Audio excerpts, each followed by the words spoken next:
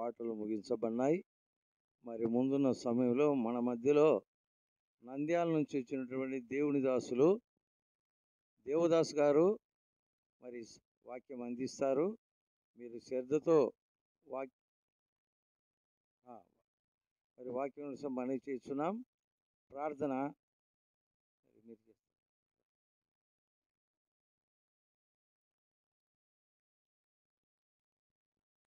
ప్రార్థన. అందరు కళ్ళు మూసుకొని దయచేసి వచ్చిన వారందరూ కూడా ఇంతవరకు చక్కటి మరి అద్భుతకరంగా పాటలు పాడి ప్రభునామ మహిమపరిచిన విధానం కొరకై దేవుడు తన దాసు నిలబట్టుకొని చక్కటి వర్తమానం అందించబోతున్నటువంటి విధానం బట్టి కూడా మనందరం కళ్ళు మూసుకొని ప్రార్థన చేద్దాం. పరిశుద్ధుడైన మా తండ్రి, నీ శ్రేష్టమైన నామం కొరకై దేవానికి స్తోత్రాలు చెల్లిస్తున్నాను. మా ప్రియులు ఇదిగో మరొకసారి దేవదాస్ అయ్య గారిని బట్టి నీకు స్తోత్రములు. మరి సార్ గారిని దీవించండి నైనా, నీ దాసుడు వాక్యం అందించబోతుండగా ప్రభా ఇదిగో తండ్రి ఇక్కడ చేరి వచ్చిన ప్రతి ఒక్కరు కూడా ప్రభా అయినా ఇదిగో తండ్రి నీ మాటలు వినడానికి ఆశ కలిగి ఉంటుండగా ప్రభా మీరు తృప్తిపరచం ప్రార్థిస్తున్నాను. నాయన ఇదిగో తండ్రి వచ్చిన పిల్లలందరినీ దీవించండి. ఈ డబ్ల్యూ కొత్తవల్లి ప్రభా గ్రామానికి ప్రేమించి ఏర్పాటు చేసినటువంటి ప్రభా ఈ స్వార్థ కూడికిన బట్టి దేవానికి స్తోత్రాలు. ఇదిగో మరొకసారి తండ్రి మరి ఏదో సార్ గారు మీరు దీవించి వారి వాక్యం అందించుతుండగా నీ పరలోక వర్తమానము నీ దాసుని ద్వారా మీరు మాకు అందించబోతున్నందుకు స్తోత్రాలు తెలియజేస్తూ యేసు పరిశుద్ధమైన నామములో ప్రార్థిస్తున్నాను మా పరమ తండ్రి, ఆమేన్.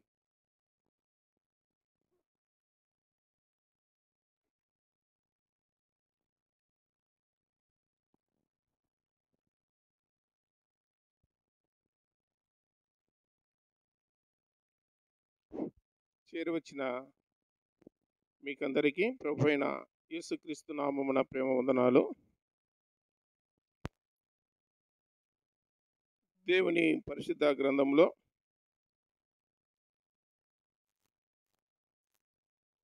నిర్గమాకాండము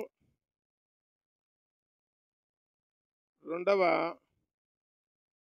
అధ్యాయం 23 నుంచి 25 వరకు 3 వచనాలు ఉన్నాయి, చదువుతున్నా. అలాగున అనేక దినములు జరిగిన మీదట ఐగుప్తు రాజు చనిపోయాను. ఇశ్రాయేలులు తాము చేయుచున్న వెట్టి పనులను బట్టి నిట్టూర్పులు విడుచుచు మొరపెట్టుచు ఉండగా తమ వెట్టి పనులను బట్టి వారు పెట్టిన మొర దేవుని యొద్దకు చేరెను. కాగా దేవుడు వారి మూలుగును విని అబ్రహాము, ఇస్సాకు, యాకోబులతో తాను చేసిన నిబంధనను జ్ఞాపకం చేసుకొనెను. దేవుడు ఇశ్రాయేలును చూచెను, దేవుడు వారి యందు లక్ష్యముంచెను. చిన్న మాట ప్రార్థన చేస్తా. పరలోకపు తండ్రి, మహిమగల దేవ, యేసు ప్రభువా, సర్వాధికారి, సర్వలోకములకు రక్షకుడా, ప్రాణనాథుడా, మీ పాదములకు వేలాది స్తోత్రాలు నాయన. అనేక దినములు కనిపెట్టి ప్రార్థించిన రీతిగా ఈ దినాన్ని అనుకూలం చేసినందుకు మీకు స్తోత్రములు. డబ్ల్యూ కొత్తపల్లె గ్రామములో మీ కుమారుడైన యేసుక్రీస్తు వారి రాజ్య సువార్తను ప్రకటించడానికి మరొకసారి ఈ సమయాన్ని ఇచ్చినందుకు స్తోత్రములు. ప్రజలు చేరి వచ్చారు. ఈ చల్లపూట శ్రద్ధగా వాక్యం వినడానికి దయచూపండి. దేవా స్తోత్రములు, పరిశుద్ధుడా స్తోత్రాలు. చదువుకున్న వాక్య భాగాన్ని దీవించి ఆశీర్వదించి మాకు పంచిపెడుదురని, శబ్ద యంత్రం ద్వారా బయట ఉన్న ప్రజలు మీరు నిజమైన దేవుడని, పాపములు క్షమించే దేవుడని, పరలోకానికి మార్గమై ఉన్నారని, నరకము నుండి తప్పించే దేవుడని ప్రజలు తెలుసుకున్నట్లు వారి హృదయాన్ని తెరవమని ప్రార్థన చేస్తున్నాం. మీ సన్నిధి తోడుగా ఉంచి మాతో మాట్లాడి మహిమ పొందుదురని ప్రియరక్షకుడైన యేసుక్రీస్తు వారి ఘనమైన నామమున ప్రార్థించి దీనులమై వేడుకొనుచున్నాము తండ్రి, ఆమేన్. దేవుని పరిశుద్ధ గ్రంథములో నిర్గమాకాండము 2వ అధ్యాయము చివరి 3 వచనాలు చదివినాను. జరిగిన సంఘటన ఉపోద్ఘాతము అంటారు, చరిత్ర. అది మీకు తెలియజేస్తాను, జాగ్రత్తగా వినండి. ఆదికాండము 12వ అధ్యాయంలో అబ్రహాము ఉన్నాడు. అబ్రహాముకు దేవుడు ప్రత్యక్షమై, అబ్రహామా, నేను నిన్ను ఆశీర్వదిస్తాను, నీ సంతానాన్ని ఆకాశ నక్షత్రాల వలె, ఇసుక రేణుల వలె విస్తరింపజేస్తాను, నా మాట విను అంటే అబ్రహాము దేవుని మాట విని దేవుని మీద నమ్మకంతో, విశ్వాసముతో దేవుడు ఎట్లా చెప్తే అట్లా వింటా అని చెప్పి బంధువులను, చుట్టాలను, రక్త సంబంధికులను, ఊర్లో వాళ్ళను, పట్టణంలో ఉండేళ్ళను, దాయాదులను అందరిని విడిచిపెట్టి దేవుడు ఎక్కడ బొమ్మన్నాడు అక్కడ పోయినాడు అబ్రాహాం.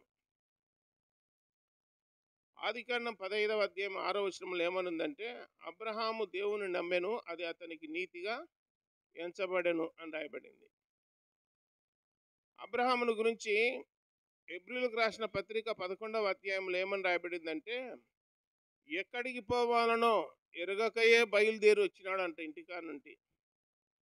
మీరు ఎక్కడైనా ప్రయాణం చేయాలనుకోండి, తెలియకుండా పోయి బస్సులో కూర్చుంటారు, ఆర్టీసీ బస్సులో. టికెట్ అడిగితే ఏం చెప్పాలా మీరు? ఊరి పేరు చెప్పొద్దు, పలానా ఊరికని. ఏమో నాకేం తెలియదంటే దింపుతాడు. అబ్రహాం అయితే ఎక్కడ పోతున్నావా అంటే నాకు తెలియదు అన్నాడు. ఊర్లో వాళ్ళకల్లా ఎక్కడ పోతుండేది కూడా నాకు తెలియదు అన్నాడు. దేవుడు రమ్మన్నాడు, నేను పోతున్నాను అన్నాడు. చూడు ఎంత విశ్వాసము. ఆ విశ్వాసము ఉంచినాడు కాబట్టి అబ్రహాము, దేవుడు ఏమన్నాడంటే నీ సంతానాన్ని నక్షత్రాల వలె ఇసుకరేణుల వలె విస్తరింపజేస్తా అని చెప్పినాడు. తర్వాత ఆదికాండము 15వ అధ్యాయంలోనే జరిగిన సంఘటన ఏంటంటే, బలి అర్పించిన తర్వాత దేవునికి ప్రార్థన చేసిన తర్వాత నిద్రపోయినాడు, గాఢ నిద్ర వచ్చి. అప్పుడు దేవుడు చూసినాడు, నువ్వు కొంచెం నిర్లక్ష్యం చేసినావు గనక నీ సంతానం వారు 400 ఏండ్లు పరాయి దేశములో బానిసలుగా బ్రతుకుతారు అని చెప్పినాడు అబ్రహాముకు. తర్వాత ఎన్ని వందల ఏండ్లు? 400 ఏండ్లు ఉంటారని చెప్పి ముందే చెప్పినాడు. అబ్రహాముకు కుమారుడు పుట్టలే, ఏం పుట్టలే, పుట్టక ముందే చెప్పినాడు ఇవన్నీ. ఆ నమ్మకంతో అబ్రహాము దేవుణ్ణి వెంబడిస్తూ ఉన్నాడు. తర్వాత అబ్రహాముకు 100 సంవత్సరాలప్పుడు ఒక కుమారుడు పుట్టినాడు. ఆ కుమారుని పేరు ఇస్సాకు. ఇస్సాకుకు పెండ్లైంది 40 ఏండ్లప్పుడు రిబ్కా అనే ఒక చక్కటి కన్యకతో. ఇస్సాకు పెండ్లైనాక 40 ఏండ్లప్పుడు పెండ్లైంది. 60 ఏండ్లప్పుడు ఇస్సాకుకు కవల పిల్లలు పుట్టినారు, ఏశావు, యాకోబు అని.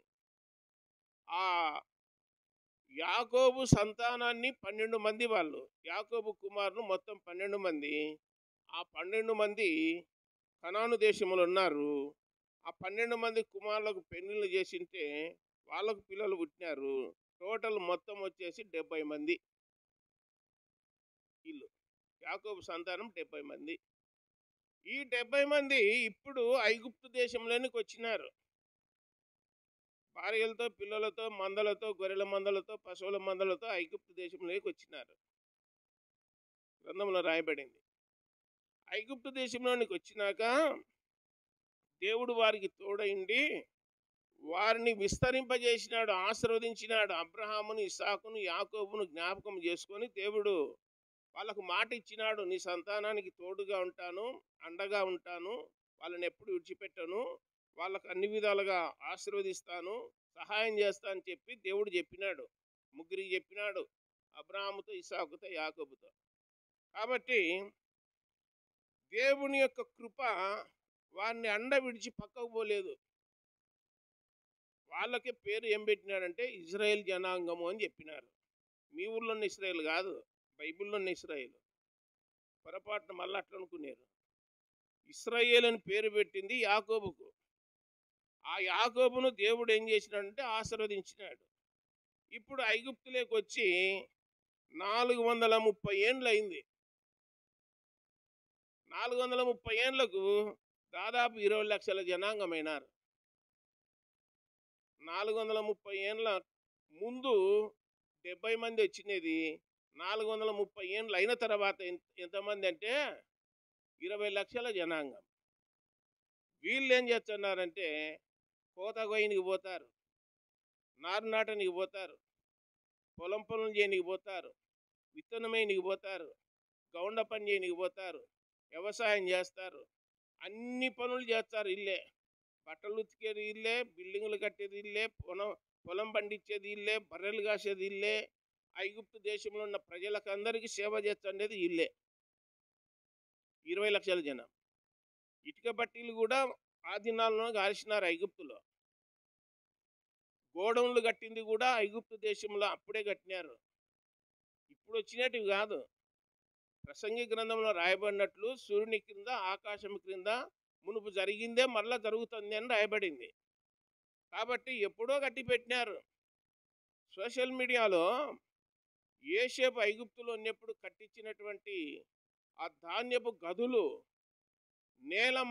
నేలమాలులు అంటారు దానిలను, నేలమాల లోపలికి ఉన్నాయి సొరంగాలు, అందులో ఒడ్లు గడిసెల్లాంటివి లోపల పెట్టినారని చెప్పి యూట్యూబ్లో చూపించన్నారు. బైబిల్లో ఎప్పుడో కట్టి పెట్టినవి. కాబట్టి ఇప్పుడు ఏమైందంటే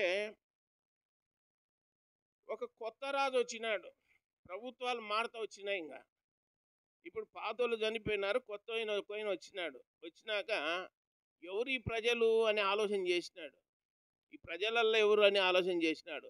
అయ్యో, ఈ ప్రజలు కనాన్ నుంచి వచ్చినారు, మన దేశంలో ఒక గోషెన్ అనే ప్రాంతంలో ఉన్నారు, దాదాపు 20 లక్షల మంది ఉన్నారు. వీళ్ళే మనకు అన్ని పనులు చేసి పెడుతున్నారు, మన ఇళ్ళల్లో జీతానికి ఉన్నట్టు పని మనుషులు లెక్క పనులు చేస్తున్నారు వీళ్ళంతా.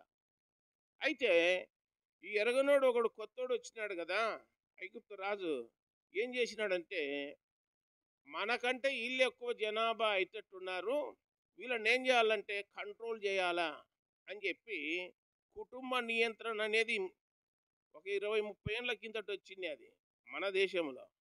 ఎప్పుడో ఐగుప్తు దేశంలో ఫరో అనేవాడు చెప్పినాడు, మగపిల్లలను చంపండి, ఆడపిల్లలను బ్రతకనియండి అని చెప్పినాడు. ఇష్టం లేదు దేవుని ప్రజలన్నా దేవుని పిల్లలన్నా ఫరో రాజుకి ఇష్టం లేదు. అందుకని మగపిల్లలను చంపేయండి అని ఆజ్ఞ ఇచ్చినాడు. నైల్ నదులు తీసుకుపోయి వేయండి, నైల్ నదులో ముసళ్ళు ఉన్నాయి తినేచ్చాయని చెప్పినాడు. తర్వాత ఏమన్నాడంటే, మీరు రోజు ఎన్ని గంటలు పనిచేసేది అని అడిగినాడు. రోజు 8 గంటలు చేస్తామయ్య. ఈ రోజు నుంచి మీరు ఎన్ని గంటలు చేయాలన్నా తెలుసా? 16 గంటలు చేయాలన్నాడు.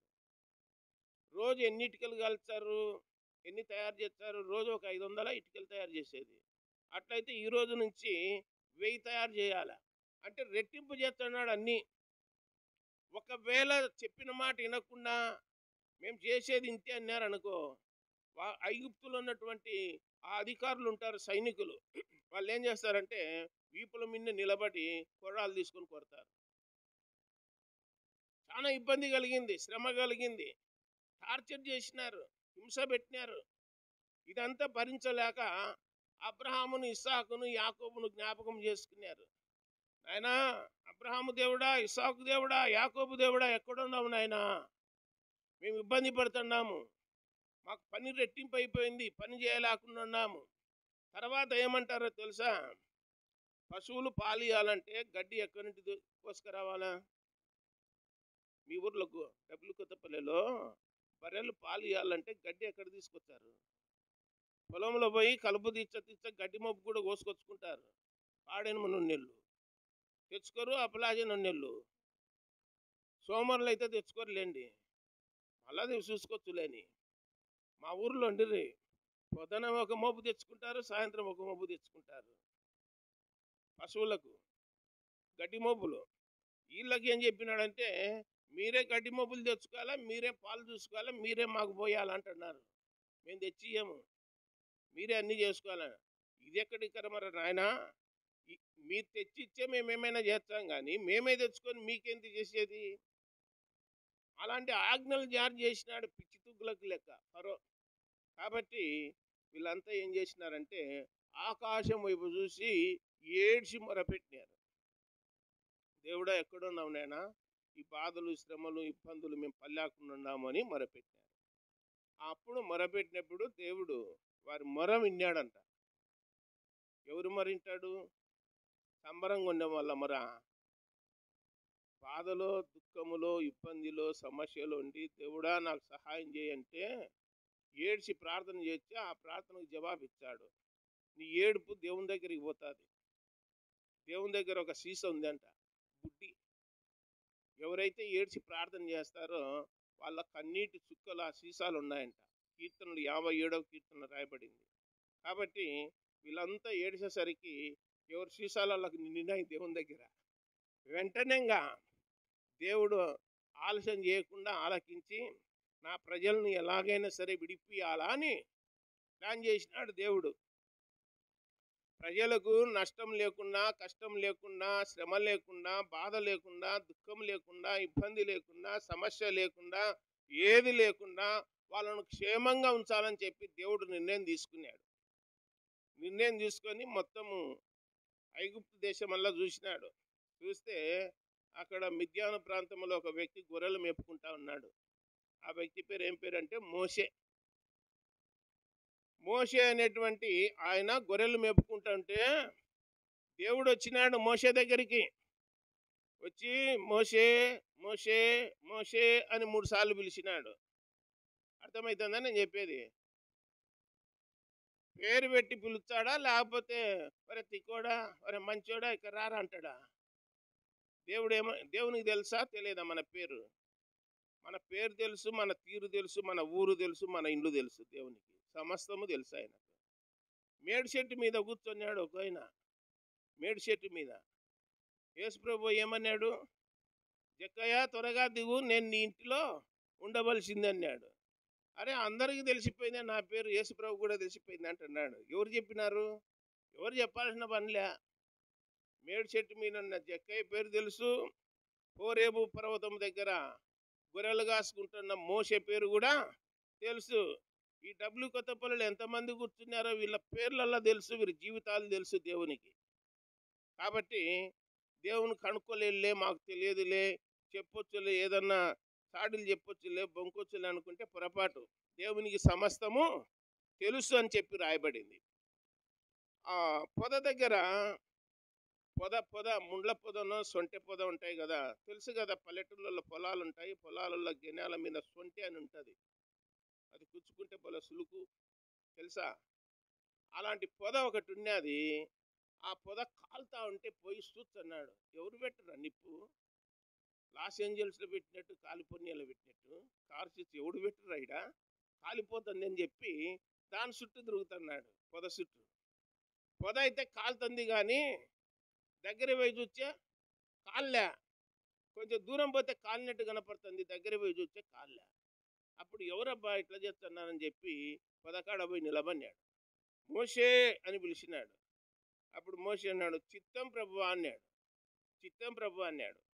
నీవు నిలిచి ఉన్న ఈ స్థలము పరిశుద్ధమైనది, నీవు తొడుక్కున్న చెప్పులు విడిచిపెట్టు అన్నాడు.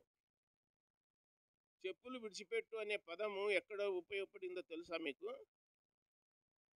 బైబిల్లోనే. యెహోషువతో చెప్పినాడు, మోషేతో చెప్పినాడు. అంటే చెప్పులు విడుచు అంటే దాని అర్థం ఏంటంటే నీ ప్రవర్తన, నీ బ్రతుకు, నీ జీవితము మార్చుకో ఈ రోజు నుంచి అని. మనం ఎక్కడన్నా ఊరికి పోయి వచ్చినా, ఊర్లో పోయి వచ్చినా, పొలం పోయి వచ్చినా చెప్పులు ఇంట్లోకి వేసుకొని పోతామా?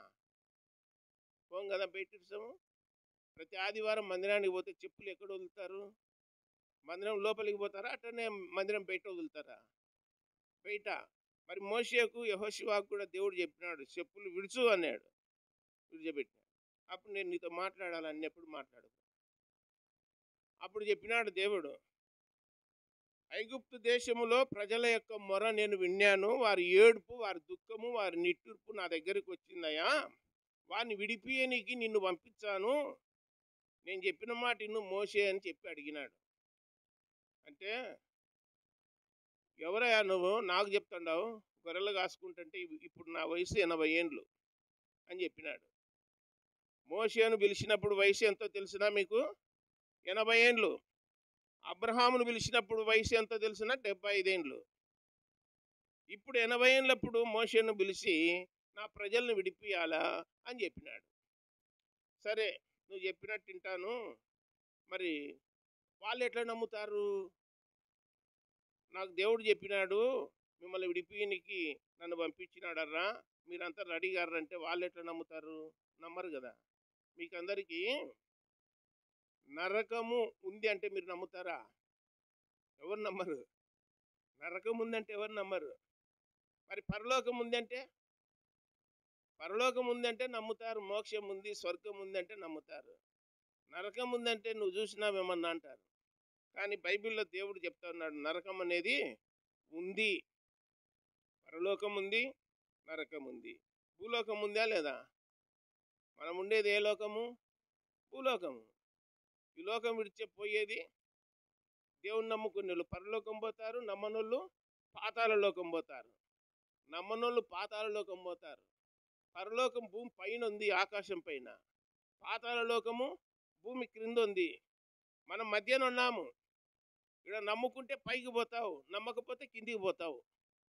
అంతే తేడా. కాబట్టి మోషే దేవుని దగ్గర పోయినాక, నీ పేరు ఏం పేరయ్యా అంటున్నాడు దేవుణ్ణి. దేవుని పేరు అడగొచ్చునా? నీ పేరు ఏం పేరు అని. లోకములో అయితే నా పేరు ఇది, నా పేరు ఇది, నేను వీరుణ్ణి సూర్యుడిని అని మస్తుగా చెప్పుకుంటారు లోకములో నీళ్ళు. దేవునికి పేరు లేదు, అది చెప్పశక్యము కాదని రాయబడింది. నేను ఉన్నవాడను అనువాడను అన్నాడు మోషేతో. అబ్రహాము దేవుడను, ఇస్సాకు దేవుడను, యాకోబు దేవుడను అన్నాడు. పరిచయం చేసుకున్నాడు మోషేకు. ఇప్పుడు ఇదే ఊరు, మీరున్న ఊరు డబ్బులు కొత్తపల్లె. నేనెవరో మీకు తెలియదు. నేను అడగాల, పలానోళ్ళ ఇంటికి పోవాలా, వాళ్ళ ఇల్లు ఎక్కడని నేను అడిగితే మీరు చెప్తారు. అంతేనా? అడగకుండా రోడ్లు అలా తిరుగుతున్నాను అనుకో, అన్ని రోడ్లు, ఎవరు ఆ మనిషి అట్లా తిరుగుతున్నాడు అన్నారు. అట్లనే మోషేకు దేవుడు చెప్పినాడు, నేను ఉన్నవాడను అనువాడను, అబ్రహాము దేవుడను, ఇస్సాకు దేవుడను, యాకోబు దేవుడను అన్నాడు. సరే, మరి ఫరో రాజు దగ్గరికి పంపాలా నిన్ను అన్నప్పుడు దేవుణ్ణి అడుగుతా ఉన్నాడు, అయ్యా ప్రజలు ఏదన్నా స్వస్థతలు, అద్భుతాలు, రోగాలు బాగు చేయడం, దయ్యాలు ఇడిపియడం అలాంటివి ఏమన్నా చేస్తే నమ్ముతారు తప్ప ఊరికే పోయి దేవుడు చెప్పినాడు రారు అంటే ఎవరు రారు అన్నాడు. అంటే అప్పుడు మోషే నీ చేతులు ఏముంది అన్నాడు. మోషే నీ చేతులు ఏముంది అంటానే, చేతులు ఏముంది? కర్ర ఉంది. గొర్రెలు కాసుకుంటాల దగ్గర కర్ర ఉంటుందా ఉండదా? ఖచ్చితంగా ఉంటుంది కర్ర. ఆ గొర్రెలకు ఆ కొమ్మలు, జీలియ కొమ్మలు, ఔషధ కొమ్మలు అందకపోతే కర్ర తీసుకొని వంచి ఆ గొర్రెలకు మేకలకు తినిపించంటాడు. తెలుసా మీకు? గొర్రెల కాపరి ఆయన దగ్గర కర్ర ఉన్నది. కర్ర కిందే అన్నాడు. కిందే వచ్చాను, ఏమైంది అది? పాము అయింది. తోక పట్టుకున్నాడు. తోక పట్టుకుంటేనే మళ్ళీ ఏమైంది? మళ్ళా కర్ర అయింది. తర్వాత ఏం చేసినాడంటే, నీ చెయ్యి చాపు అన్నాడు. ఇట్లా పొడువుగా చాపు అన్నాడు. చాపినాడు. చాపుతోనే ఏళ్ళకల్లా కుష్టి వచ్చింది. మళ్ళీ ఇట్లా ఆనిచ్చుకో అన్నాడు రొమ్ముకు. మళ్ళీ మామూలుగా అయింది. ఇంకేమి మోసే, ఇంకేం నమ్మకం కుదరలేదంటే కుదరలే. కర్ర పామైంది, మళ్ళీ కర్ర అయింది. చెయ్యి కుష్టి వచ్చింది, మళ్ళీ బాగైంది. మళ్ళీ ఇంకేం కావాలి? ఆని నది పారుతుంది, నైల్ నది. దోషుడితో నీళ్లు తీసుకో అన్నాడు. తీసుకొని గడన పోయి అన్నాడు. గడన వచ్చానే రక్తమైనాయి. నీళ్ళు ఏమైనాయి? రక్తమైనాయి. ఇవన్నీ చేసినాక ఇంకా పోదురా అన్నాడు. మోషేను పిలిచి ఇంకా పోదురా అన్నాడు. ఫరో దగ్గరికి పోదురా అన్నాడు. నేనెందుకు పోతా, నేను పోను, నేను నత్యోన్ని, నోటి మాంద్యం ఉంది, సరిగా మాట్లాడలేను అంటున్నాడు. అప్పుడు దేవుడు అంటున్నాడు, నువ్వు నత్తేను పోయింది, మూగేను పోయింది, నోటి మాంద్యం ఉండేది నాకు తెలియదా? నిన్ను పుట్టించిందే నేను, నిన్ను బ్రతికించండేది నేను. నువ్వు నా దగ్గరనే నేను పోను. మరి పోనప్పుడు ఇవన్నీ ఎందుకు చేయించుకున్నావు?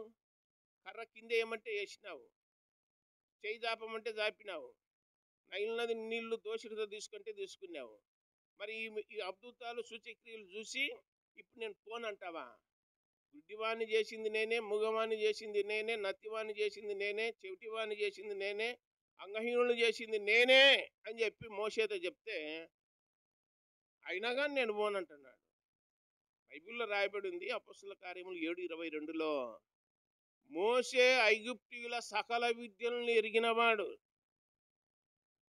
మాట నేర్పరి.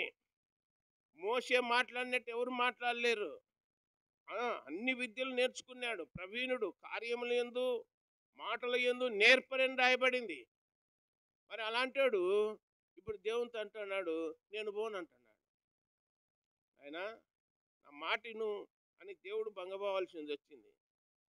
మొండికెచ్చంటే అటు మీ అన్న వస్తున్నాడు చూడు ఎదురుగా, అహరోను, ఆయన్ని పిలుచుకో, తోడు ఉంటాడు అని అహరోన్ను జత చేసినాడు మోషేకు. అప్పుడు ఇద్దరు కలిసి ఫరో దగ్గరికి పోతా ఉన్నారు. ఇద్దరు కలిసి ఎవరి దగ్గరికి పోతున్నారు? ఫరో దగ్గరికి. ఈ ఇద్దరిని పంపించండి ఎవరు? దేవుడు. మీ ఊర్లోకి వాక్యం చెప్పనీకి మమ్మల్ని పంపించింది ఎవరు? దేవుడే, మేం కాదు. దేవుడే పంపించేది.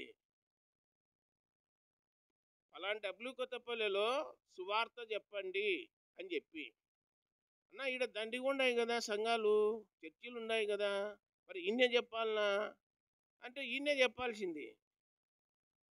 ఒకటే కరెక్ట్ ఉంటుంది, గుర్తుపెట్టుకోండి. రెండు ఉండవు కరెక్ట్. సత్యం ఎప్పుడు ఒకటే ఉంటుంది. కాబట్టి దైవ గ్రంథంలో మోషేను పిలిచి ఇంకా బోధురండి అంటే ఇద్దరు కలిసి, ఇద్దరు సేవకు పోవాలంటే ఒకరు పోవాలన్నా ఇద్దరు పోవాలన్నా? మీరు కలుపుదియ గుత్తలు కట్టుకుంటారు కదా, జతలు పోతారా, ఒక్కొక్కళ్ళే పోతారా? జత కరువు పనికి కూడా జతే, తెలుసా మీరు? అన్నిటికీ జతలు పోతే కూలి ఎక్కువ వస్తుంది.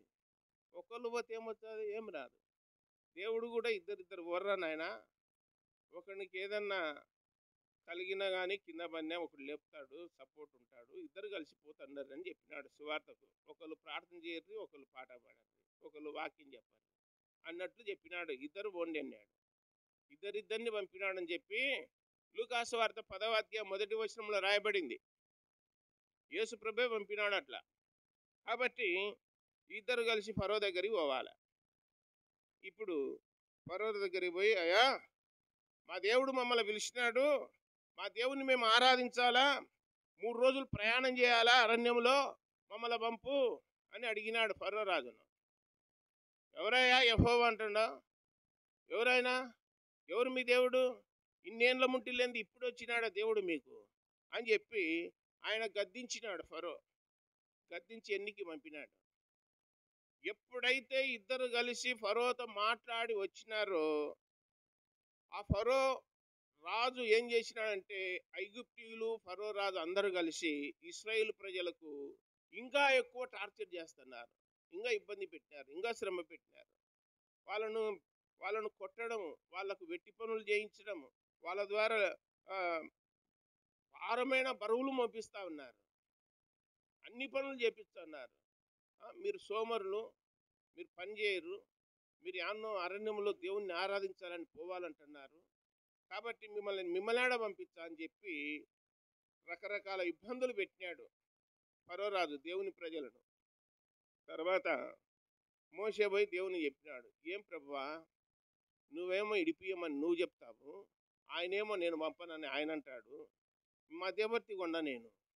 నువ్వేమో ఇడిపి పని నువ్వు చెప్తావు, ఆయనేమో పంపనంటాడు. ఆయన పంపేటట్లన్నా మనసు మార్చు అన్నాడు. ఆయన మనసు మార్చను అన్నాడు దేవుడు. ఆయన కఠినుడు అన్నాడు. ప్రపంచములో యేసుక్రీస్తు దేవుడు అని తెలుసుకునేదాకా నేను మనసు కఠినమని చేస్తా అన్నాడు ఫరోకు. ప్రపంచానికి దేవుడు ఎవరు? యేసుక్రీస్తు. ఈ నడుమ అమెరికా దేశంలో ఎన్నికలు జరిగినాయి. ఇంతకుముందు ప్రెసిడెంట్గా బైడెన్ అనేటోయన ఉండే, ఇప్పుడు డొనాల్డ్ ట్రంప్ అని వచ్చినాడు. వాడు సోషల్ మీడియాలో అమెరికా అధ్యక్షుని పేరు ఏం పేరు నా చెప్పురా అంటే పక్కవాడు అంటాడు డొనాల్డ్ ట్రంప్ అంటే పెట్రోల్ పంప్ అంటున్నాడు. పిల్లోడు పెట్రోల్ పంప్ అంట. ఆయన దగ్గరికి విలేకరులలో పోయి, ప్రపంచంలో శక్తివంతమైన నాయకుని నీవే కదా అన్నప్పుడు, నేను కాదైనా శక్తివంతమైన నాయకుడిని, జీసస్ క్రైస్ట్ అని చెప్పి ప్రపంచంలో చెప్పినటువంటి మొట్టమొదటి అమెరికా అధ్యక్షుడు డొనాల్డ్ ట్రంప్. ప్రపంచానికి శక్తివంతమైన దేవుడు ఎవరంటే, నాయకుడు ఎవరంటే యేసుక్రీస్తు అని చెప్పినాడు, నేను కాదన్నాడు. బైబిల్లో న్యాయాధిపతులు 9వ అధ్యాయం 10వ అధ్యాయంలో కూడా గిద్యోను కుమారులు అన్నారు. ఏమన్నారంటే, మేము కాదు ఏలవలసింది, దేవుడే ఏలాలన్నాడు. కాబట్టి మొత్తం మీద ఎన్ని చేస్తున్నా కానీ ఫరో పంపకుండా అన్నాడు. ఇప్పుడు మొదలు పెట్టినాడు 10 రకాల తెగుళ్ళు, 10 రకాల తెగుళ్ళు, అద్భుతాలు, 10 రకాల అద్భుతాలు మొదలు పెట్టినాడు.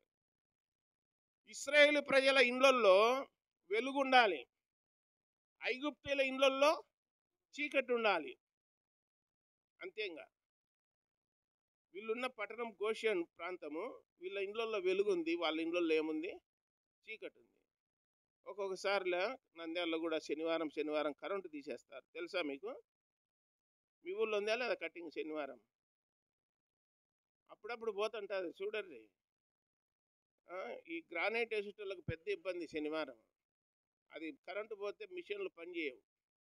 అట్లా ఒకసారి నేను చెప్తా ఉంటాను, మా ఇంట్లో 5 కుటుంబాలు బాడక్కున్నాయి. ఏమన్నా మీ ఇంట్లో కరెంట్ ఉంది, మా ఇంట్లో పోయింది అంటున్నారు. అంటే మేము ఇశ్రాయేల్ ప్రజలమమ్మా, మా ఇంట్లో కరెంట్ ఉంటుంది, మీరు ఐగుప్తీయులు కాబట్టి మీ ఇళ్ళల్లో ఉండదు అని చెప్పిన. మీ ఇళ్ళల్లో ఉండదని చెప్పిన. మా ఇంట్లో ఎప్పుడు ఉంటుంది కరెంటు, మొత్తం పోయినా కానీ ఉంటుంది, ఎందుకంటే ఇన్వర్టర్ ఉంది కాబట్టి. కాబట్టి దైవ గ్రంథములో అది చూసినారు, అరే వాళ్ళ ఇళ్ళల్లో కరెంట్ ఉంది, మా ఇళ్ళల్లో కరెంట్ పోయిందే, ఏమి సమస్య? అదొకటి. రెండోది, అందరికీ వాళ్ళకు దద్దులు వచ్చేటట్టు చేసినాడు. దద్దరులు ఐగుప్తీయులకు మొత్తం ఈపులకు చేతులకు మొత్తము దురద. ఇశ్రాయేల్ ప్రజలకు ఏం లేదు. ఎందుకర్ర ఇట్లా దురద వస్తుంది అంటే, ఆ ప్రజల్ని ఏం చేస్తున్నాం మనము? నిష్ఠూర పెడుతున్నాం, ఇబ్బంది పెడుతున్నాం, కష్టపెడుతున్నాం, వాళ్ళను తిడుతున్నాం, దూషిస్తున్నాం. కాబట్టి దేవుడు వాళ్ళ పక్షా నుండి మనకేం చేస్తున్నాడు? ఇట్లా చేసినాడు. తర్వాత అహరోను మోషేలకు చెప్పినాడు, అక్కడ ఎర్రటి దుమ్ము ఉన్నది, పైకి చల్లరి అన్నాడు, దుమ్ము చల్లమన్నాడు. ఒక ఆమె నిద్రపోతుంది, నాకు కనపడుతుంది. ఆడోళ్ళు దుమ్ము ఎప్పుడు ఎత్తిపోతారు తెలుసా మీకు? దుమ్ము ఎప్పుడు ఎత్తిపోతారు తెలిసిన? బాగా కొట్లాడమన్నప్పుడు. దుమ్ము ఇంకేది చేత కాక లాస్ట్కి దుమ్ము తీసుకొని ఇంక పో అని దుమ్ము ఎత్తిపోతుంటారు. ఒకసారి ఇట్టనే ప్రార్థనకు వచ్చి లేవే, కుటుంబంలో బాగా పరిష్కారం పంచాయతీ చేస్తురమ్మని చెప్పింటే పోయినాను. అత్త మామ పొలం ఇవ్వాలని కోడలకు పోయింటే ఆమె ఏం చేసిందంటే బయట సిరుగులో దుమ్ము కట్టుకొచ్చుకొని, అది నాకు తెలియదు. వాళ్ళు ఎంతకు పంచాయతీ తెచ్చకుండా అంటే మీ మీ దుమ్ము ఎత్తిపోసి వాళ్ళని దూషించా. ఈ చెయ్యరు లేకపోతే లేదు, ఏంది మీ పంచాయతీ అని, మీరే ఏలుగురు అని చెప్పి అది ఎప్పతంగా. ఇక్కడ ఏం జరిగిందంటే, దుమ్మును తీసుకొని ఆకాశంలో జల్లినప్పుడు అది మొత్తం ఐగుప్తు దేశం వల్ల వ్యాపించింది గాలికి. అప్పుడు పశువుల మీద, గొర్రెల మీద, మనుషుల మీద పేలు పన్నాయి. పేలు విపరీతమైన పేలు. మళ్ళా పోయి అడిగి అక్కడున్న మంత్రగాళ్ళు, అక్కడున్న గాడిద చేసేటోళ్ళు కూడా పేలు తయారు చేయాలని చెప్పి చూసినారు, వాళ్ళ చేత గాలే. రాయబడింది ఏమిటంటే, ఇది దైవశక్తి కానీ ఇది దుష్టశక్తి కాదని చెప్పినారు. కాబట్టి పేలుబడి ఇబ్బంది పడినారు. తర్వాత మళ్ళా ఇంకొకసారి ఏం చేసినారంటే, కప్పలు, ప్రతి ఇంట్లో కప్పలు, పొలంలో కప్పలు, ఇంట్లో కప్పలు, వాళ్ళు కూర్చొని మంచాల మీద కప్పలు, వండుకొని డేక్షలలో కప్పలు, అన్ని కప్పలే. కుప్పలు వేసినారంట చచ్చిపోయింటే. ఐగుప్తు దేశం అంతా దుర్వాసన. ఎవర్రా ఈ పని చేసింది అని అడిగితే ఇంకెవరు చేస్తారు, వాళ్ళ దేవుడే చేసినాడు. ఫరోరాజు దగ్గరికి పోయి ఐగుప్తులలో అంటారు, నాయన వాసనకు తట్టుకోలేకుండా ఉన్నాము, వాళ్ళని సాగనంపు స్వామి, ఎందుకు వచ్చింది, ఎందుకు ఇట్లా చేస్తున్నావు అన్నారంట. అయినా కానీ సాగనంపలే. వాసనైనా భరించాము, దుర్వాసనైనా కంపు కొడుతూనే భరించాం, కానీ మేము మాత్రము మిమ్మల్ని పంపనండి. మరలా ఏం చేసినాడంటే, మిడతలు, వరి నాటుకున్నారు, బుడ్డలిత్తనం వేసుకున్నారు, కంది వేసుకున్నారు, కొర్రలు వేసుకున్నారు, రకరకాల వేసుకున్నారు. మొలకలు మోకాళ్ళు ఎత్తు పెరిగినాక మిడతలు వచ్చి మొత్తం నాకేసినాయి. మిడతల దండ్లు వచ్చినాయి ఎగుప్తు మీనికి. మొత్తం మొలక, పచ్చటి మొలక ఎక్కడ లేదు, మొత్తం పోయినాయి. ఇట్లా గ్రంథములో రకరకాలుగా రాయబడినది. తర్వాత నైల్ నదిలో ఉన్న నీళ్ళన్నీ రక్తముగా మార్చబడి, నైల్ నదిలో ఉన్న కప్పలు, తాంబేళ్ళు, తర్వాత చేపలు అన్నీ చచ్చిపోయి వాసన కొట్టింది, తాగనికి కూడా నీళ్లు లేవు. ఈ విధంగా 10 రకాలు చేసి 9 రకాలు చేసినాక చివరిది ఏం చెప్పినాడంటే, ఇశ్రాయేల్ ప్రజలకు చెప్పినాడు, ఇంకా నేను మిమ్మల్ని విడిపించానయ్యా, ఇంకా అయిపోయింది, అన్ని అద్భుతాలలో అయిపోయినాయి, ఫరో రాజు మనసు కూడా కరిగిపోయింది. ఇది చివరి అవకాశం అని చెప్పినాడు. ఏంటి ఆ చివరి అవకాశం అంటే, మీరు నేను చెప్పినట్లు చేయర్రు అన్నాడు. చెప్పు ప్రభు. ఏం లేదు, ఇంటికి ఒక పొట్టేలు కోసుకొని అన్నాడు. ఇంటికి ఒక పొట్టేలు కోసుకోమన్నాడు. దాని రక్తం మీ ఇండ్లకు గుడారాలకు నిలువు కమ్మి అడ్డు కమ్మి ఉంటుంది కదా, దానికి పూసుకోర్రి అని చెప్పినాడు. రక్తం గుర్తు పెట్టుకోమని చెప్పినాడు. ఒకసారి నేనేం చేసినంటే, ఏ కోడూరుకు పోయినా ఇట్లనే వాక్యం చెప్పా. పోతే ఆ ఊర్లో దేవర జరుగుతుంది. దేవర అంటే ఇంటికి ఒక గుడారం వేసుకొని శామ్యాన్ వేసుకొని పొట్టేలు తెచ్చి కట్టేసుకున్నారు. ఆ ఊర్లో ఒక సంఘ పెద్ద పొట్టేలు కట్టేసుకున్నాడు. ఏమయ్యా ఇది అంటే మా ఊర్లో దేవరయ్యా 20 ఏళ్ళ దేవర చేయక కోడూరులో మేము తెచ్చుకున్నాం, చుట్టాలలో వచ్చినారని. అంటే దేవర మందిరానికి పోయేటోళ్ళక లేకపోతే లోకంలో నెలక అంటే లోకంలో నెలకని. మరి నువ్వెందుకు కట్టేసుకునే పొట్టేలంటే అందరితో పాటు నేను అంటున్నాడు. ఇది బాగుంది కదయా, అందరితో పాటు పొట్టేళ్ళని కట్టేసుకోమనేది. దాని రక్తము నిలువు కమ్మికి అడ్డు కమ్మికి పూసుకుంటే రాత్రి మరణదూత వస్తాడు, సంహారకుడు. ఆ రక్తం చూసి పక్కకి వెళ్ళిపోతాడని చెప్పి దేవుని ప్రజలకు చెప్పినాడు. దీని అర్థం ఏంటంటే, యేసు ప్రభునందు విశ్వాసం ఉంచితే మీరు బ్రతుకుతారు, ఒకవేళ విశ్వాసం ఉంచకపోతే సత్తారు అని దాని అర్థం. యేసు రక్తము ప్రతి పాపము నుండి కడిగి పవిత్రులుగా చేయును. పేతురు రాసిన పత్రికలు అంటాడు, మీరు క్షయమైపోయేటువంటి వెండి బంగారం వంటి చేయవస్తువుల చేత మీరు విమోచింపబడలేదు కానీ అమూల్యమును నిష్కలంకమునైనటువంటి మరి గొర్రెపిల్ల క్రీస్తు రక్తము చేత మీరు కడగబడి ఉన్నారు అని చెప్పినాడు.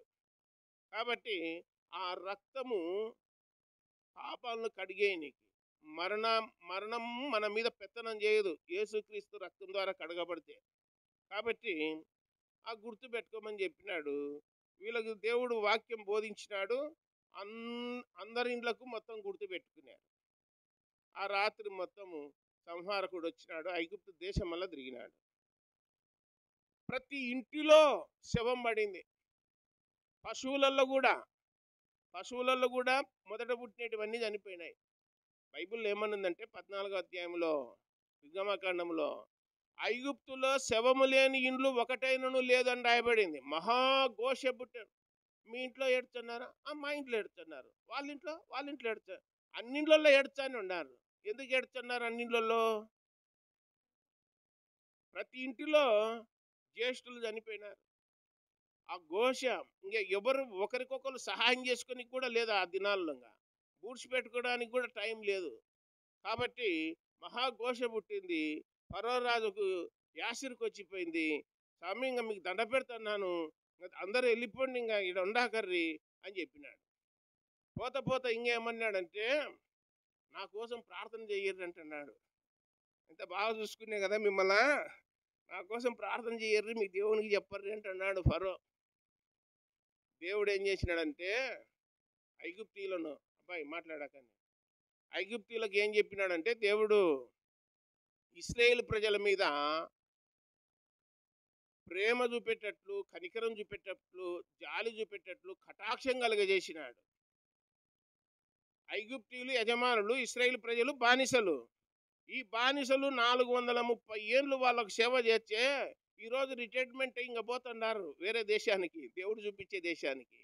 పోయేటప్పుడు ఐగుప్తీయులు అలా అంటున్నారు, మా ఇంట్లో ఇన్నేళ్ళు ఉన్నారు, మీరు ఉన్నారు కదా, మీకేమి ఇవ్వాలా మేము అని చెప్పి ప్రతి ఒక్కడు బంగారు గొలుసులు, బంగారు కమ్మలు, ముకురాలు, అన్ని కడియాలు తీసుకొచ్చి ఇస్తున్నారు ఇండ్లలో. ఎట్లా పోతున్నారు కదా మీరున్న మళ్ళీ మేమేడ తెలుసుకుంటామని చెప్పి ప్రతి ఒక్కళ్ళు తెచ్చిస్తున్నారంట. వీళ్ళు పోయేటప్పుడు బైబిల్లో రాయబడింది, ఇశ్రాయేలు ప్రజల మీద దేవుడైన యెహోవా ఐగుప్తీయులకు కటాక్షము కలగజేసెను గనక ఆ విధంగా ఐగుప్తీయులను అందరినీ దోచుకొని ఇశ్రాయేలు ప్రజలంతా పోయినారు. అది గ్రంథంలో రాయబడింది. సరే, పోయిన తర్వాత ముగింపు చేస్తాను, ఒక 10 నిమిషాలు ఓపిక పట్టుకోండి. నాకు టైం చెప్పాయా? 9 ఆ, ఆ, బయటికి పోతానే ఐగుప్తు దేశం బయటికి పోతానే ఎర్ర సముద్రం అడ్డం వచ్చింది. ఎర్ర సముద్రం అడ్డం వచ్చానే జరిగినది ఏమిటంటే, వెనక చూస్తే ఫరో సైన్యం వస్తుంది, ముందు చూస్తే సముద్రం ఉంది. ఏమయ్యా ఈ ఎస్కే ఎడారిలో ఎర్ర సముద్రం దగ్గర మాకు సమాధులు లేవని అక్కడ ఐగుప్తులు ఇంత దూరం తీసుకొచ్చినామని చెప్పి మోషే మీద సనగడము గొనగడం చేస్తున్నారు. అప్పుడు మోషే దేవునికి చెప్పినాడు, ప్రభా మేము ఎట్లా దాటాలి ఎర్ర సముద్రం? అప్పుడు దేవుడు అన్నాడు, నీ చేతిలో కర్ర ఉంది కదా, ఎర్ర సముద్రాన్ని కర్ర తీసుకొని కొట్టు అన్నాడు. కొడతానే ఏమైంది? ఎర్ర సముద్రము పాయలుగా చీలిపోయింది. పాయలుగా చీలిపోయింది కాబట్టి ఆ ఎర్ర సముద్రంలో ఆరిన నేల మీద నడిచిపోయినారు 20 లక్షల జనం అవతలికి. ఇప్పుడు ఈడ ఏందంటే, మన ప్రభు అయిన యేసుక్రీస్తే మనకు దారి. మనం పరలోకం పోవాలంటే దారి ఎవరు? యేసు ప్రభువే. యేసు చెప్పాను, నేనే మార్గము, నేనే సత్యము, నేనే జీవమును అన్నాడు. ఎర్ర సముద్రంలో దారి ఎట్లా ఏర్పడిందో, యేసుక్రీస్తు ద్వారా శిలువలో ప్రాణం పెట్టడం ద్వారా మరి దేవాలయపు తెర నడిమికి చినిగను అని రాయబడింది. ఎర్ర సముద్రము పాయలుగా చేయబడిన రాయబడింది. పరిశుద్ధ గ్రంథం 2 భాగాలైంది, పాత నిబంధన, కొత్త నిబంధన. ఇప్పుడు కొత్త నిబంధన ద్వారా మనం పరలోకము చేరాలి అంటే యేసుక్రీస్తే మనకు దారిగా మార్గముగా ఉన్నాడని చెప్పి గ్రంథంలో రాయబడింది. ఆ రోజు ఇశ్రాయేలు ప్రజలను విడిపించింది మోషే. ఈరోజు మనల్ని పాపము నుండి విడిపించేది మన ప్రభు అయిన యేసుక్రీస్తు. ఇంతవరకు అర్థమైంది కదా. ఆ విడిపించడానికే ప్రాణం పెట్టినాడు. రక్షకుడు ప్రాణం పెట్టి మనల్ని విడిపించినాడని చెప్పి గ్రంథంలో రాయబడి ఉన్నది. కాబట్టి దయచేసి ఈ చేరువచ్చిన ఈ కూడికలో ఇంకెవరైనా యేసు ప్రభువుని నమ్మకపోతే, విడిపించే దేవుడు మన మధ్యకు వచ్చినాడు. మీకు ఏ సమస్య ఉన్నా, ఏ ఇబ్బంది ఉన్నా, ఏ కష్టమున్నా, ఏ బాధ ఉన్నా, దుఃఖమున్నా, నిట్టూర్పున్నా, నీకు ఏదున్నా ఆయన విడిపించడానికి సిద్ధంగా ఉన్నాడు. అయితే నువ్వు ఒప్పుకోవాలి. ప్రభువా నేను పాపిని, నన్ను క్షమించంటే ఆయన నిన్ను విడిపిస్తాడని చెప్పి రాయబడింది. కాబట్టి ఆ రోజు ఐగుప్తులో ఉన్నటువంటి ఇశ్రాయేల్ ప్రజలను విడిపించిన దేవుడు ఈరోజు యేసుక్రీస్తుగా మన మధ్యకు వచ్చి ఆయన 2000 సంవత్సరాల కిందట ప్రాణం పెట్టి మనల్ని విడిపించినాడని చెప్పి గ్రంథంలో రాయబడింది. ఆయన విడిపించినందుకే మనం దేవుని పిల్లలము, దేవుని కుమారులమైనాం. మనల్ని పరలోకం చేరుస్తాడు, అక్కడ యుగయుగాలు ఉంటామని చెప్పి గ్రంథంలో రాయబడింది. రేపేం సంభవిస్తుందో మీకు తెలియదు గనక మీ జీవం ఏ పాటిది, అంతలో కనబడి మాయమైపోవు ఆవిరి వంటిది గనక దయచేసి ఇంకా ఎవరైనా యేసు ప్రభువుని నమ్మకపోతే నమ్ముకోవాలని, విశ్వాసం ఉంచాలని చెప్పి ప్రేమతో మేము ఈ మాటలు మీకు తెలియజేస్తున్నాం. దేవుడి తలంపులన్నింటినీ దీవించునుగాక.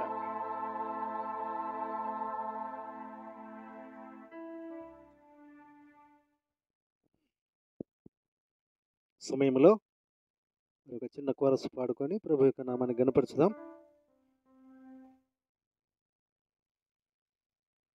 కానాను యాత్ర, ఇది సియోను యాత్ర. కానాను యాత్ర,